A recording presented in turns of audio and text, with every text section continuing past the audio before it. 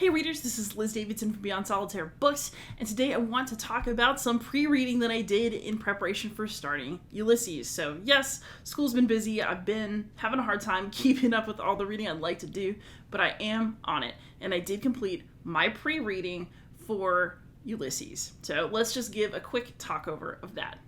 First, I reread the Odyssey. I've read the Odyssey a lot of times because I'm a Latin teacher, I was a classics major, my PhD's in ancient Christianity. I love the Odyssey. But honestly, it just never hurts to read it again. It's still an epic tale of adventure and fun, and I always discover something new whenever I read it. So that was worth another pass. And if y'all would be interested in some in-depth talk about the Odyssey, I'd actually be kind of into that. So let me know in the comments. I also reread Hamlet. I skimmed over the text, and then I watched the version of Hamlet that is free on YouTube, and it starred David Tennant. I don't know if it's on YouTube anymore, but I certainly took advantage of the fact that it was there. I thought about watching like the 4-hour one with Kenneth Branagh, and I'm pretty sure it's great, but I also did not have the stomach to watch Hamlet for 4 hours at any point in the last month, so there it is. Then I got on to my James Joyce reading, and that was actually surprisingly pleasurable. So first I reread the Dubliners, and it took me a while. At first I wasn't sure that I was really enjoying it at all. So the Dubliners is a collection of short stories that are set in Dublin, and it ends with The Dead, which is a longer short story that a lot of people read in high school. And as I was reading through, I was like, okay, I can see some of the literary quality of this. I'm not sure I'm not interested. I put it down, I came back, but I made myself persevere because I was like, if I can't handle this, I'll never make it through the Ulysses. So I finished it. And what was really interesting is that I made it through all these stories, and I was kind of like, yeah, okay, he likes to end on these poignant moments of tension, and oh, look, this person has a chance at happiness and throws it away. Like, okay, typical Dubliners. And then I read The Dead, and I just really got caught up in it. And it really worked for me. I thought the ending was really poignant and lovely. And then I actually ended up thumbing back through the Dubliners, rereading some of those short stories, and then feeling their impact more because I had read The Dead. So I think maybe you should just read it through, but then see what The Dead does to you as a story, and then go back. Because I think that I saw a lot of the themes that he'd been working on really come to fruition in that capstone story. And it really made things mean a lot more to me after that. So now the Dubliners went from something that I was like, oh god, I guess I'll get through it at some point, to something that I actually plan to reread and that I quite enjoyed. That said, I actually don't like The Dead as much as I really like Portrait of the Artist as a Young Man. So this book can seem a little bit less accessible than the Dubliners because it's stream of consciousness, the writing style is a little funky, but I actually really liked it as a teenager, although I don't have very clear memories of it.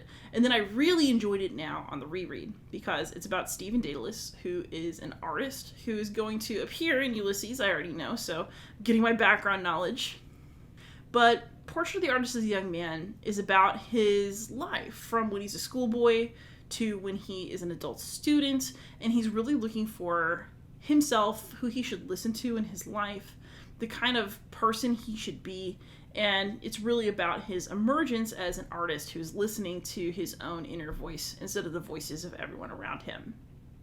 And meanwhile, there are just so many great moments and vignettes and images and just things that stick with you from the book. I really appreciated Portrait of the Artist as a Young Man. I'm really glad that I reread it. And now I feel like I have what I need background-wise to make my first venture into the Ulysses. And I'm really, really excited about that as well. One thing that's interesting about this, though, is that it really got me thinking because, I read The Dead in high school because I had to. I also think I read Portrait of the Artist as a Young Man because it was assigned in school. But I have very close to no memory of either of those. And also, reading back through the themes now as an adult, from my perspective as a person who's actually lived some life at this point, I don't know that I was given those things at the right time in life for me to appreciate them. I had no idea what it was to be poor or to have difficult choices to make in life, like in the Dubliners. And I didn't know anything about finding my inner voice yet because I hadn't had a chance to make choices or really mess up yet at the age that I got these books. And as much as I appreciate these as great literature now, and I'm super glad I've had this fresh encounter with them, it does make me wonder what we're giving to high schoolers and whether it's really such a good idea. Because These books had very little impact on me at that age. I never really thought of, oh wow, James Joyce, how exciting. There's a reason that I'm in my 30s and I've only just now thought about reading Ulysses.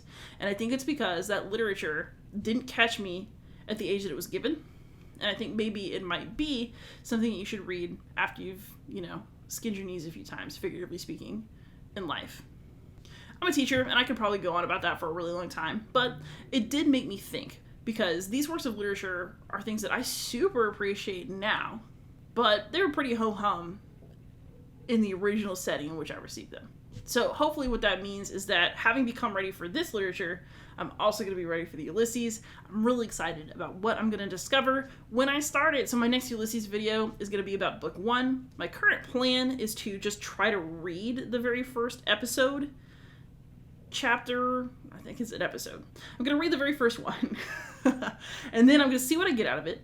I'm going to read some annotations and comments about it. And then I'm going to read it again and see what I see the second time through. And if that works, then that's the pattern that I'll keep following throughout the book. So stay tuned for my first Ulysses encounter coming soon. Happy reading, everyone.